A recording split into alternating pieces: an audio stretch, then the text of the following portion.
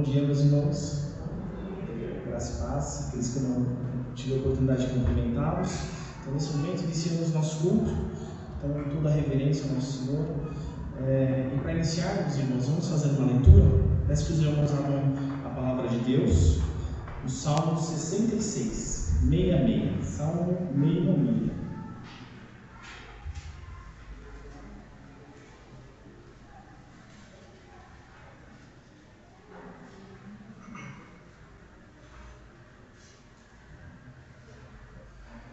Leremos de forma alternada e eu lerei os versos ímpares e os irmãos os pares. Então, peço que os irmãos se coloquem em pé, por gentileza. Passamos à leitura. Aclamai a Deus toda a terra. Santificai a glória do seu nome, a glória do seu louvor. Dizei a Deus, que tremendos são os teus feitos, pela grandeza do teu poder. A ti se mostram submissos os teus inimigos. Prostra-se toda a terra perante ti, canta salmos a ti, salmodia o teu nome. Vinde e vede as obras de Deus, tremendos feitos para com os filhos dos homens.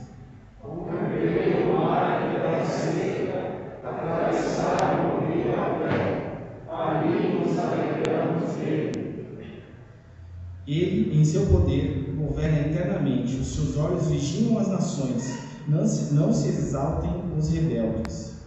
Bendizei ao povos do nosso Deus, fazei ouvir a voz do seu louvor. O que preserva com vida a nossa alma e não permite que nos resvalem os pés. Pois os cavaleiros nos provaste, acusolaste-nos como os que para. Tu nos deixaste cair na armadilha, oprimistes as nossas costas. Fizeste que os homens cavalgassem sobre a nossa cabeça.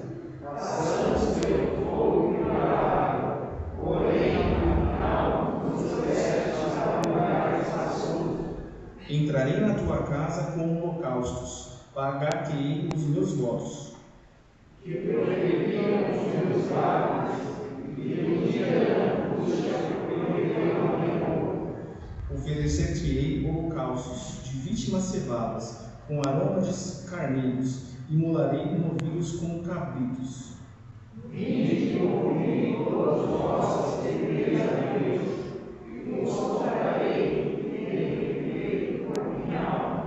A ele aclamei com a boca, com a língua o exaltei. Seu coração para a verdade, o Senhor não veio me ouvir. Entretanto, Deus me tem ouvido e me tem atendido à voz da oração. Bendito seja Deus, que não me rejeita a oração, nem aparta de mim a sua graça. Para esse Deus maravilhoso, para esse Deus bendito, oferecemos ofertas de gratidão. E nesse momento vamos fazer uma oração de adoração ao nosso Deus. E eu peço que nosso seminarista, José Cláudio, faça essa oração. Senhor, nós te adoramos na beleza de tua santidade, nós te louvamos, ó Deus, porque temos o privilégio de desfrutarmos da graça de Cristo Jesus, que nos possibilita estarmos aqui, ó Deus, nesta manhã, para juntos, em comunhão, louvarmos ao teu santo nome, ó Deus. Nós te adoramos, ó Deus, porque o Senhor renovaste as tuas misericórdias sobre a nossa vida. Renovaste, ó Deus, o teu amor para com a nossa vida. Por tudo, ó Deus, nós te damos graças, porque ainda que nós sejamos falhos, o Senhor, ó Deus, tem sido bom e misericordioso para com a nossa vida. Tem nos dado a capacidade de nós louvarmos ao Senhor, Deus. Não é por aquilo que nós fazemos, mas é pela tua graça na nossa vida, Senhor. E em tudo nós te rendemos graças nesta manhã, Deus. Pedimos, ó Deus, que o Senhor nos abençoe neste culto, que este culto seja de fato para a tua glória. Que vise muito, não somente, ó Deus, o teu louvor. Nós oramos a ti, ó Deus, agradecidos, porque em tudo o Senhor tem nos abençoado, em tudo o Senhor tem nos guardado e nos protegido de todo mal. Nós te damos graças, ó Deus, porque o Senhor é bom e a tua misericórdia vai durar para sempre. E por isso nós te louvamos e bendizemos em nome de Jesus. Amém. A igreja ainda em pé, peço que abram seus hinários, entoaremos o hino 21, Louvor ao Deus de Abraão. Hino 21 do nosso hinário, Louvor ao Deus de Abraão.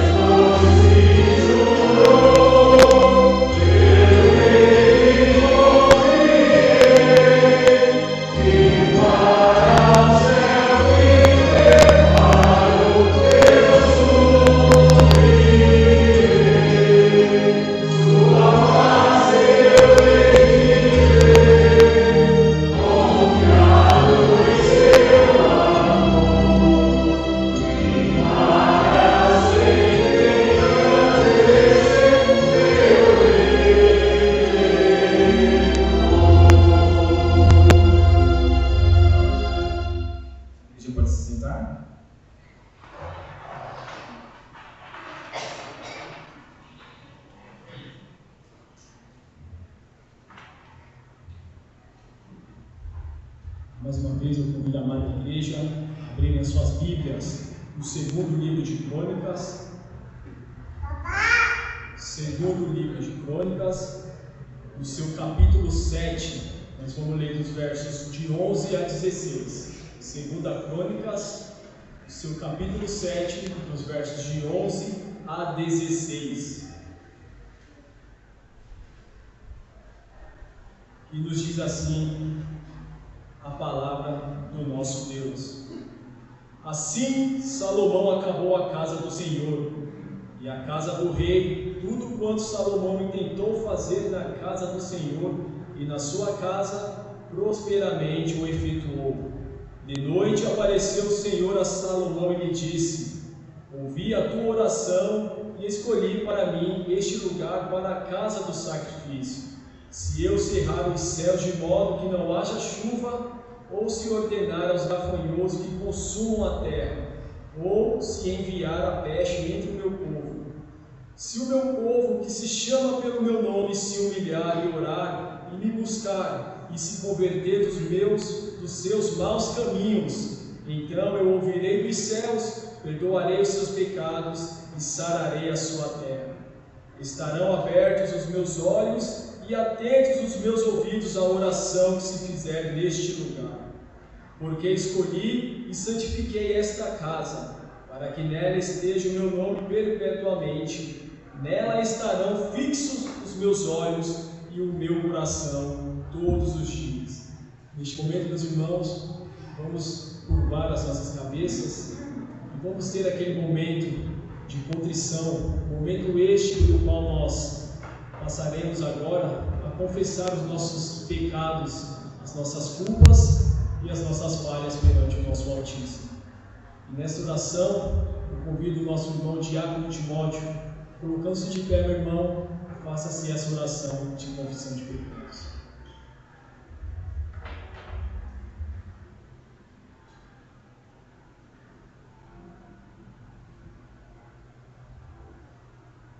Senhor Deus, nosso eterno Pai, nós te agradecemos, Senhor Deus, por estarmos na tua casa nesta manhã, podermos nos dirigir a ti, ó Deus, buscarmos a tua face, Pai.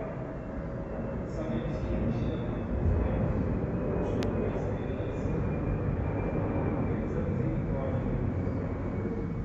Pai querido, apresentamos diante de ti, ó Deus, os nossos erros, as nossas falhas, e nós temos cometido rotineiramente, ó Pai, tentamos andar pelo caminho da tua verdade, segundo a tua vontade, mas erramos, Pai. O Senhor tem misericórdia das nossas vidas. O Senhor receba o sacrifício de Cristo Jesus em nosso favor. O Senhor, ó Deus, não olha, Deus, para as nossas falhas com um olhar somente de justiça, Pai, mas o Senhor nos supera com a tua misericórdia. Que nós possamos, ó Pai, andar por este caminho, Deus, de forma reta. Senhor, ó Deus, cuide do nosso caminhar, Deus. O Senhor nos ajude. É o que eu te peço, em nome do Senhor Jesus. Amém. Amém, Senhor. Meus irmãos, nós somos presbíteros da igreja, se colocar de pé, abrirem os seus hinários no hino de número 120, dependência. Hino de número 120, ao som do playback, no nome da igreja, se colocar de pé.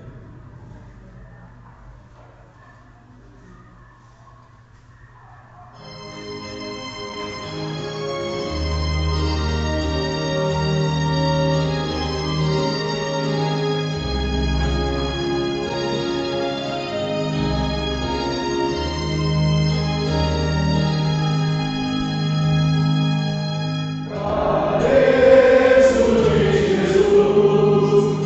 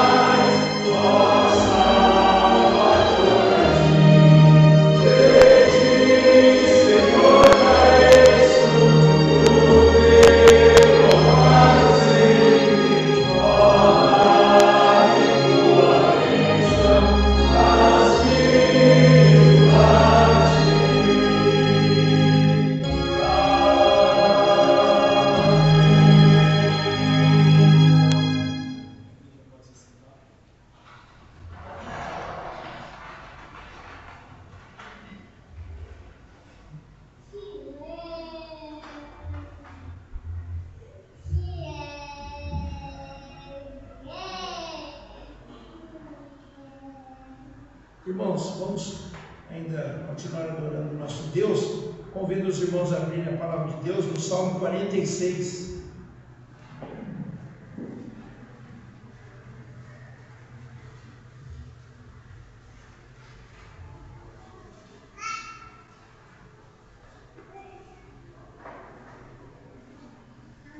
Salmos de número 46 diz assim a palavra do nosso Deus: Deus é o nosso refúgio e fortaleza, socorro bem presente nas tribulações. Portanto, não temeremos, ainda que a terra se transtorne e os montes se abalem nos seios dos mares, ainda que as águas tumultuem e se espumejem, e na fúria dos montes, e na sua fúria os montes se estremeçam. Há um rio cujas correntes alegram a cidade de Deus, o santuário das moradas do Altíssimo. Deus está no meio dela, jamais será abalada. Deus a ajudará desde antemanhã. Bramam nações, reinos se abalam, ele faz ouvir a sua voz, e a terra se dissolve. O Senhor dos exércitos está conosco, o Deus de Jacó é o nosso refúgio. Vinde, contemplai as obras do Senhor, que assolações efetuou na terra. Ele põe termo à guerra até os confins do mundo, quebra o arco e despedaça a lança, queima os carros no fogo. Aquietai-vos e sabei que eu sou Deus. Sou exaltado entre as nações, sou exaltado na terra.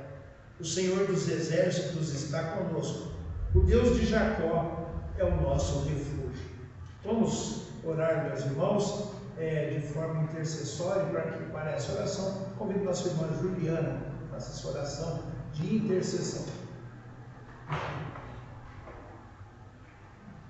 Meu Deus, mais uma vez na sua presença, agradeço, Pai, essa oportunidade de estar mais uma vez contigo. Obrigado, Deus, pelos teus bens. Pai, nós queremos colocar a gente contigo, Deus. Nossa vida, a igreja, os irmãos dessa igreja, esse monte. Mas seja abençoando, Pai, para os nossos corações, Deus.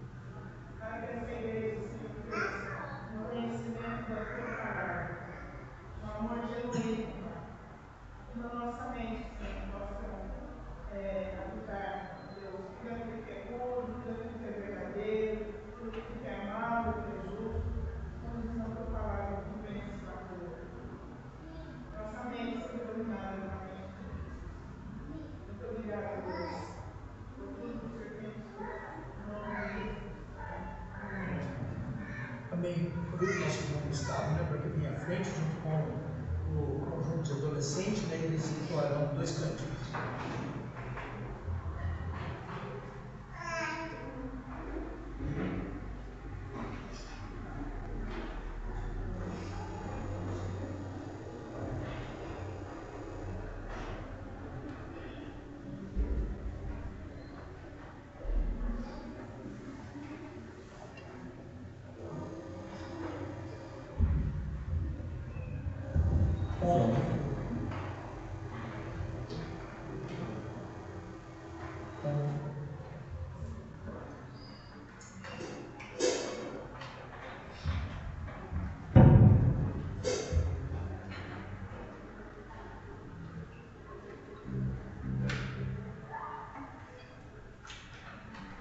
Bom dia, irmãos. Esse é o conjunto de louvor dos adolescentes.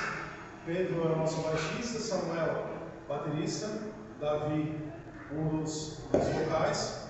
E hoje inaugura também o nosso novo tecladista, que é o Gabriel Sattler.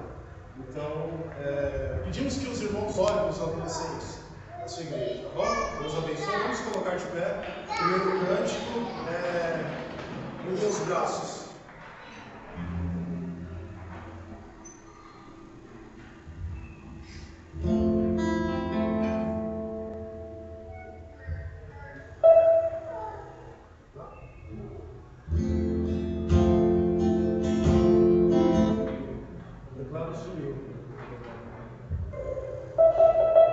Isso.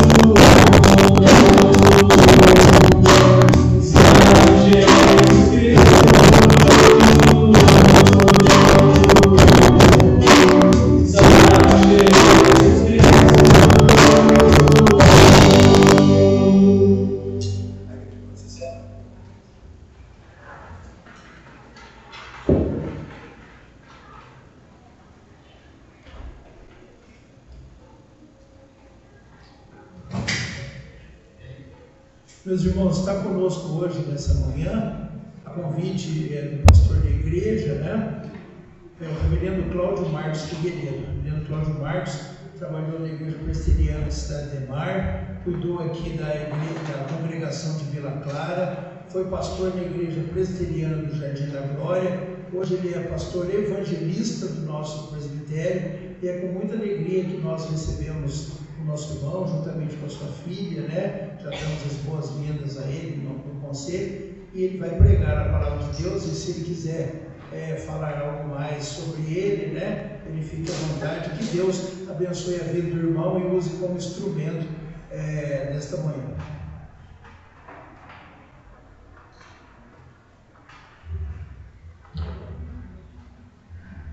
Bom dia, meus irmãos. Uma alegria poder estar aqui, ter aceitado o convite do reverendo Elton, pedir para que eu substituísse nessa manhã. Para mim é uma honra estar aqui com os irmãos. Como o presbítero já me apresentou, estou no presbitério de Piratininga como evangelista, né? Temos feito alguns trabalhos voltados para as aldeias dos indígenas aqui do Pico de Jaraguá. Já pelo menos há uns 2 ou 3 anos estamos por ali. E também alguns trabalhos esporádicos atendendo a refugiados de outros países, no caso alguns haitianos. Enfim, esse tem sido o nosso trabalho ultimamente, além do trabalho com as crianças, né, que é o nosso principal trabalho, assim, que temos nos dedicado mais. Mas por virtude da pandemia, tivemos que cancelar, na verdade foram cancelados vários agendamentos. Agora estão retomando. Inclusive, semana que vem a gente está aqui na igreja presbiteriana de Gilead, foi daquela. Semana que vem estarei lá. No final do mês também, outra igreja daqui de São Paulo. E outras mais que estão aí agendando outras cidades, estados. Enfim, esse tem sido o nosso trabalho também. Semeadura da palavra de Deus, tanto nos corações dos pequeninos como dos grandões também. Com licença, vou tirar a máscara para ficar um pouco mais. Ficar abafado a voz. Então, esse tem sido o nosso trabalho. Peço a oração dos irmãos que estejam orando para que continuemos firmes aí nesse trabalho. No final do ano, desse ano, estaremos nos submetendo a um curso, né, do CTM, Centro de Treinamento Missionário, ali na cidade de Patrocínio, no Instituto IVEL. Estejam orando para que Deus conduza tudo da melhor forma. E hoje quero compartilhar a palavra do Senhor com os irmãos, um texto que está lá em Gênesis, no capítulo Gênesis 50,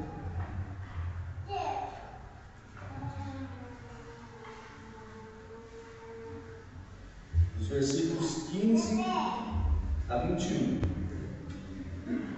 Gênesis 50, versículos 15 a 21.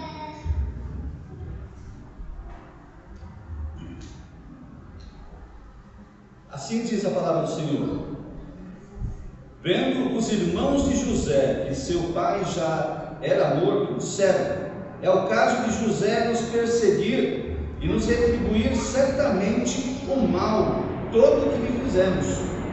Portanto, mandaram dizer a José: teu pai ordenou antes da sua morte, dizendo: assim direis a José: perdoa, pois, a transgressão dos teus irmãos e o seu pecado, porque te fizeram mal. Agora, pois, te rogamos que perdoes a transgressão dos servos do Deus do teu pai.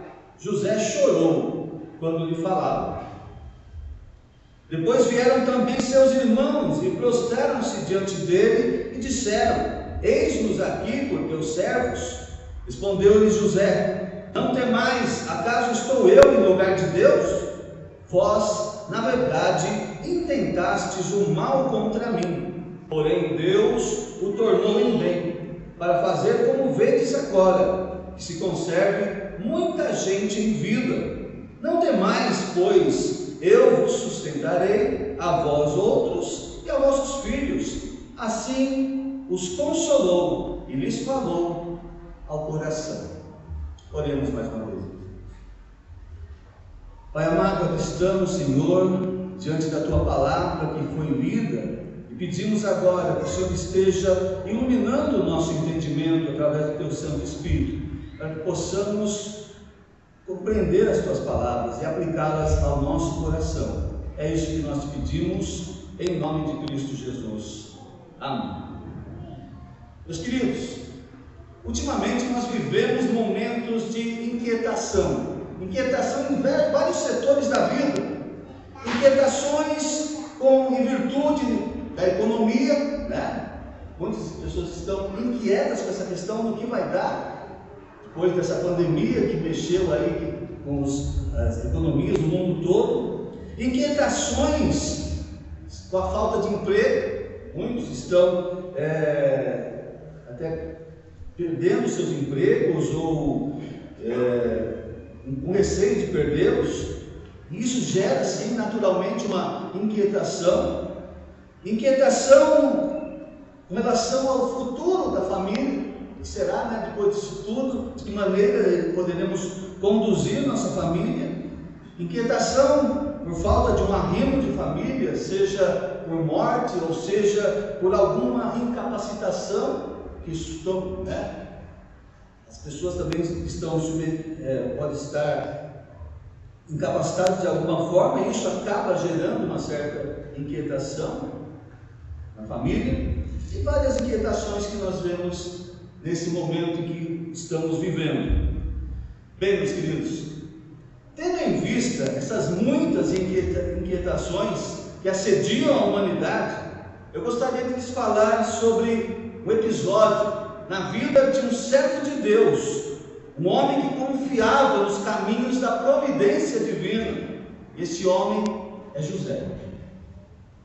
Vemos aqui que José, apesar de ter sofrido tremenda injustiça por parte dos seus irmãos, ele descansa na justiça de Deus, como nós vemos lá no capítulo 37, versículo 1 a 28, depois, se os irmãos quiserem acompanhar esse contexto remoto, né, lá do passado, vemos que José ele descansa na justiça de Deus.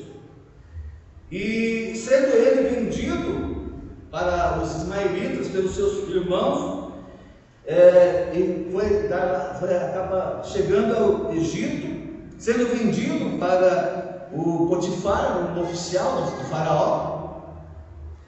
E no contexto mais próximo, deparamos com a morte de Jacó. Agora Jacó estava morto, sendo esse o principal temor dos irmãos de José.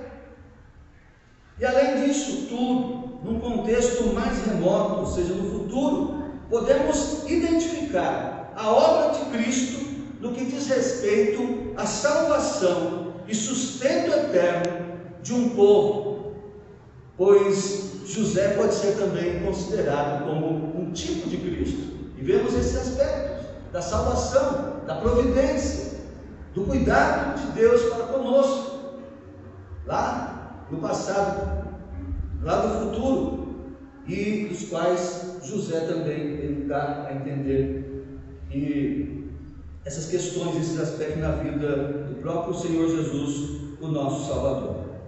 Bem, sendo assim, eu pretendo lhes falar sobre alguns aspectos da providência divina na vida de um servo de Deus. Alguns aspectos da providência divina na vida de um servo de Deus. Bem, um dos aspectos que nós vemos na vida de um servo de Deus é que esse servo, ele tem segurança no Deus da providência. Segurança no Deus da providência. Após a morte de Jacó, vemos claramente expresso nas palavras dos irmãos de José a insegurança dos mesmos com relação ao futuro deles. Isso, portanto, lhes gerou um completo desespero, pois eles achavam que aquele seria o momento em que José lhes retribuiria o mal que eles mesmos reconheceram terem feito com o seu irmão. Falar, agora é a hora que José vem para cima. Nosso pai está morto e a vingança vai acontecer. Bem, neste ponto, no versículo 16 e 17, nos coloca diante de um problema insolúvel, pois não se pode saber ao certo se de fato realmente Jacó, antes de morrer, disse essas palavras. Ou seja, teu pai ordenou antes da sua morte, dizendo: perdoa, pois, a transgressão de teus irmãos e o seu pecado. Então, qualquer afirmação a esse respeito, seria uma mera especulação.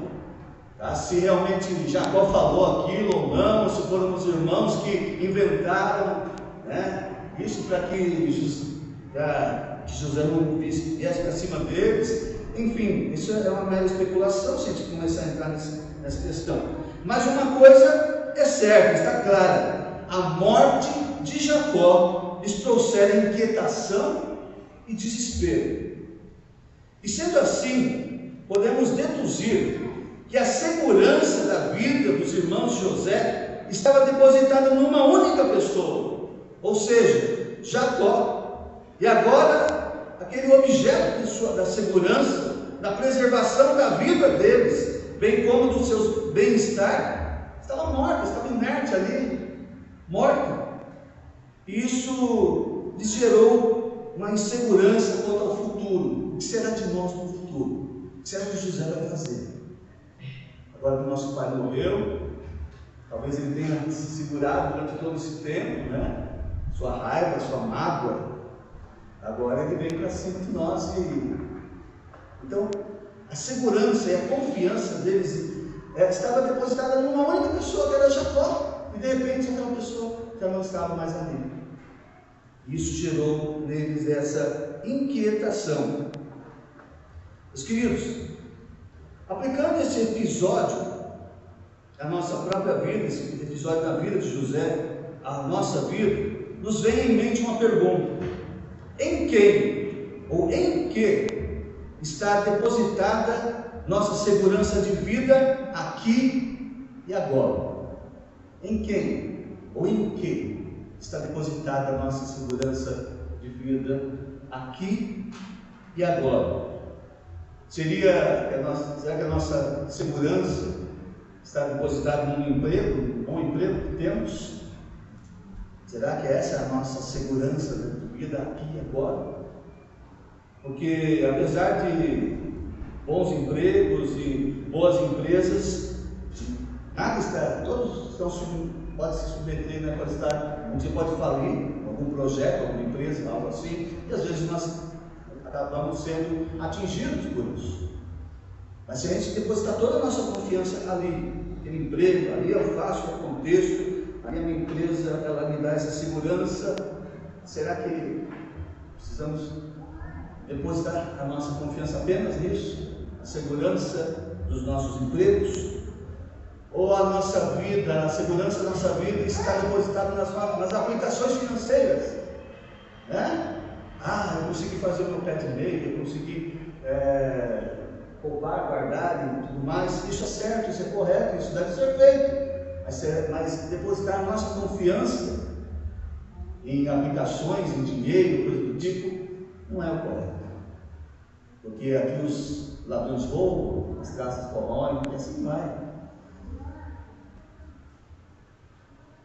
Será que é no nosso emprego, na aplicação financeira, ou seja, em algum arrimo de família? Às vezes precisamos ver em quem ou em que de fato está depositada a nossa esperança de vida aqui e agora, nesse momento.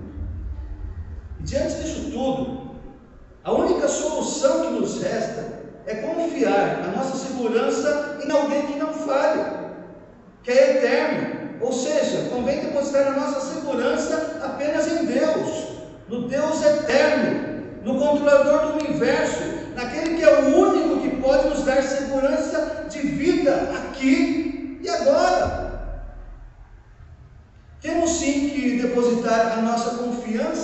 num projeto eterno, e não um projeto que não muda, que não falha. E era nesse projeto, e era nesse Deus que José sentia segurança, era nesse Deus que José confiava, diferentemente de seus irmãos, que depositavam a segurança de vida deles em alguém que poderia falhar, em alguém que poderia partir. De fato, partiu. Bem, meus queridos, outro aspecto da providência divina na vida de um servo de Deus, além da segurança do Deus providente, outro aspecto é a confiança, apesar das circunstâncias. Confiança, apesar das circunstâncias. Tal relato nos coloca diante de um quadro curioso, ou seja, aqueles mesmos irmãos que venderam José como se fosse um escravo aos ismaelitas, agora se encontravam prostrados diante de José e dizendo, se oferecendo como escravos: eis-nos aqui por teus servos. Eles que haviam submetido José à escravidão através da venda, e agora eles estão ali prostrados diante do irmão, dizendo: agora nós estamos aqui como teus servos. Diante desse quadro, vemos a magnanimidade de José para com os seus irmãos, entendendo que tudo aquilo que havia concorrido para o bem, pois aquilo estava dentro dos propósitos de Deus. Quando seus irmãos, eles procuram José, se submetem a ele como servos, na verdade, eles estavam querendo dizer: julgue a nossa causa e nos dê aquilo que nós merecemos. Pode julgar a nossa causa e nos dê aquilo que nós merecemos. O que nós merecemos é isso mesmo: se tornar seu servo, como seu escravo, porque nós fizemos isso com você lá no passado. Julgue a nossa causa e nos dê o que merecemos, de fato. Pois aí o José, diante dessa situação, diante dessa cena que os irmãos colocam ali diante dele, José, ele entende bem a sua posição e diz: não temais, acaso estou eu no lugar de Deus? Ou seja, aquele que pode de fato julgar seus atos maus é somente Deus. Eu não vou fazer aquilo que compete a Deus. Eu não sou o juiz dessa causa. Aqui José aplica o perdão. Aí ele aplica o perdão aos seus irmãos, que deve ser característica predominante na vida de um servo de Deus. É isso. Quantas pessoas ficam remoendo coisas e mágoas do passado, e isso fica azedando dentro da pessoa, mesmo? Quando não há perdão, não há uma forma de fazer esse escape. Quando a pessoa fica ali remoendo, guardando e ruminando coisas durante vários e vários anos, porque ele fala, passaram-se vários anos. Mas não, José, ele tinha o coração voltado para Deus.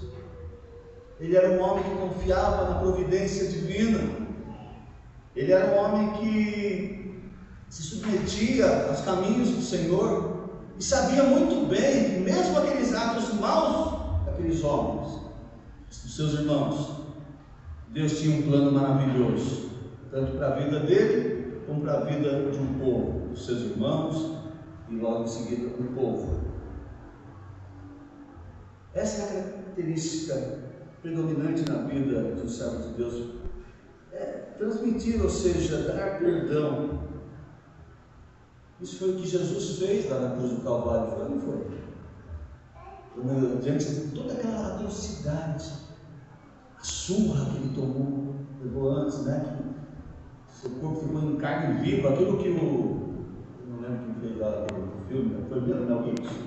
A paixão? É verdade. Lá foi mais ou menos aquilo que aconteceu. E depois da crucificação, ainda Jesus diz: Pai, perdoe-os, porque eles não sabem o que estão fazendo. Perdão. E foi isso que José pôde transmitir aos seus irmãos. E é isso que nós devemos também aplicar à nossa vida. José entendia que toda aquela situação estava dentro de um plano maior de Deus. Ou seja, Deus transformou os atos maus dos irmãos de José, atos culposos sim, num bem maior, que serviu para a preservação da vida de um povo, ou povos, mas principalmente o povo de Israel, que era mais ou menos, estava ali em torno de umas 70 pessoas, que corriam o risco de ser exterminado, né, pelos outros povos que estavam ali na região, porque é assim que acontecia. Quando uma família, um povo começava a se desenvolver, os outros ao redor acabavam, né, matando, escravizando, enfim, dominando tais povos, para que não fossem pedra no sapato no futuro, ou seja, pudesse atrapalhar o desenvolvimento de outros povos. Então, Deus, Ele falou aqui: vós na verdade intentastes o mal contra mim, porém Deus o tornou a fazer o bem, como vedes agora, que se conserve muita gente em vida. A isso nós chamamos de concurso, ou seja, é que até mesmo os atos maus dos homens concorrem para um bem proveitoso no plano maior de Deus. Às vezes nós vemos muita coisa acontecendo ao nosso redor, os atos maus, mas na verdade Deus, Ele tem o controle sobre todas as coisas. E mesmo essas coisas más, esse acontecimento, como foi o caso do irmão José, acabou levando a um bem maior, foi a preservação daquele povo, porque estando ali no Egito, eles estariam amparados, estando ali no Egito, estariam seguros, eles poderiam se desenvolver e crescer, como de fato eles ficaram numa região muito próxima, chamada Gósen, onde daria para fazer a criação das ovelhas e tudo mais. Durante muito tempo eles ali foram crescendo, se desenvolvendo como povo. E aí a história vai dando continuidade. Foi nisso que Deus, esses atos maus acabaram revertendo num fim proveitoso, no plano maior de Deus. Às vezes nós vemos as coisas acontecendo pensando: será que Deus perdeu o controle da história? Será que Deus se ausentou? Será que não há um plano maravilhoso para o seu povo? Não, nós temos que confiar no Deus que nos prometeu tantas coisas, que tem cuidado das nossas vidas, que tem provido aquilo que é necessário.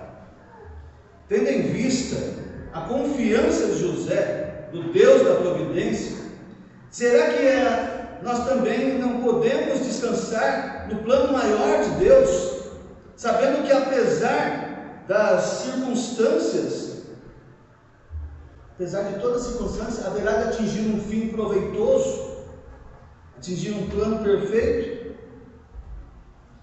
Devemos reconhecer que Deus transforma o aparente mal, ao nosso ponto de vista, para nós pode ser um aparente mal, mas num bem maior, pois foi por um aparente mal na cruz do Calvário que Deus nos resgatou.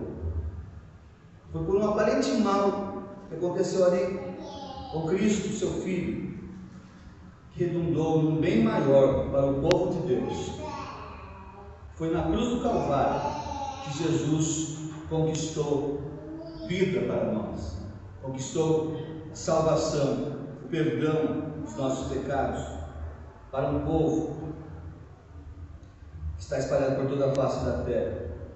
E deve ser desse plano maior que devemos ter completa confiança. Isso deve dar não só segurança no presente, como também no futuro.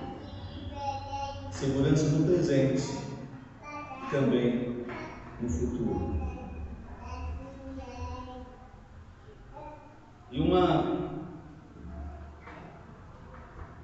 outro aspecto na vida de um servo de Deus, da providência divina na vida de um servo de Deus, é que esse servo deve ter esperança no plano final com relação à vida terrena e também à vida eterna. Esperança no plano final. Vemos que José aqui prometeu sustentar seus irmãos e os filhos dos mesmos, lá no versículo 21. Na primeira parte do versículo diz que José faz uma promessa a eles. Eles fazem uma promessa e lhes consola, conforta o coração. Meus queridos, no contexto mais remoto, sendo José ali um tipo de Cristo, nós vemos também que Cristo é esse pão também que nos dá o sustento eterno. Pois Ele mesmo disse: eu sou o pão vivo que desceu do céu, e quem comer desse pão viverá. Então essa é a segurança. Ele de fato nos dá esse alimento que nós precisamos de fato, nos dá a garantia da nossa vida e da vida eterna. E sendo José um tipo de Cristo nessa questão, pode se aplicar a ele. José deu aquilo que era necessário aos irmãos dele, ou seja, o alimento que eles precisavam, e não somente a eles, mas à geração futura, aos filhos deles. E assim também podemos crer que Jesus faz o mesmo por nós, para nós, também para os nossos filhos, que o Senhor tem para nos dar. Então, como vemos nesse versículo 21, José faz a promessa aos seus irmãos, promessa essa que está vinculada à preservação da vida, não só deles, mas também dos seus filhos. Vimos que no começo eles estavam preocupados, o que lhes aconteceria no presente, após a morte do seu pai. Mas o interessante aqui é que José não só promete a segurança na vida deles, mas também dos seus filhos. Essa promessa futura. Depois dessa promessa, os seus irmãos puderam de fato descansar, não só reconhecendo o caráter de José, mas também aprenderam a confiar no Deus de José, pois tais palavras lhes falavam ao coração. Eles puderam também não só confiar em José, mas no Deus que José confiava. Certamente, acho que aqueles irmãos começaram a refletir muito sobre a Bíblia, começaram a olhar para o irmão e aprender com aquele irmão, entender o Deus que José temia e se submetia. Certamente a vida daqueles irmãos não ficou a mesma. Então nós vemos que num contexto remoto, mais adiante no futuro, isso nos remete ao nosso Senhor Jesus Cristo, que nos dá o sustento, que nos dá vida e garantia da nossa vida eterna. Bem, Deus nos proveu através de Cristo, que é o pão da vida, e essa é a garantia do nosso sustento eterno. Então vamos confiar naquilo que Deus providenciou para nós. Vamos descansar nesse plano de Deus, saber que mesmo no futuro nós teremos segurança, garantia da nossa vida e garantia da vida eterna. E aqui, enquanto vivemos aqui, vamos nos submetendo aos caminhos do Senhor. Nós não sabemos quais são os planos que Ele tem para a nossa vida. Nós não sabemos aquilo que foi revelado para nós e para os nossos filhos, não é mesmo? Como diz a palavra, mas as que não foram pertencem a Deus. Nós não sabemos exatamente qual plano Ele tem para a nossa vida aqui, mas devemos nos submeter à vontade de Deus. Por mais que pareça que as coisas estão fora do controle, Deus ainda continua no controle. Nós devemos, porque os nossos caminhos são aqui de baixo, os caminhos de Deus são mais elevados do que os nossos. Nós conseguimos ver aqui, digamos assim, nesse plano, mas Deus nos vê de uma forma diferente. E os caminhos de Deus são diferentes dos nossos. Devemos confiar no Deus providente, no Deus que nos guarda, nos protege e nos dá a garantia da vida e da vida eterna em Cristo Jesus. Estou relembrando esses aspectos da providência de Deus, que é a confiança, apesar que é a segurança do Deus da providência, a confiança apesar das circunstâncias e a esperança do plano final que Ele tem para nós. Que Deus nos abençoe e que nos leve a aplicar essas palavras aos nossos corações e nos dê o conforto e a tranquilidade para seguirmos em frente nessa caminhada até o dia que Cristo voltar. Deus nos abençoe. Vamos nos preparar agora para a Santa Ceia, louvando ao Senhor com o hino 341.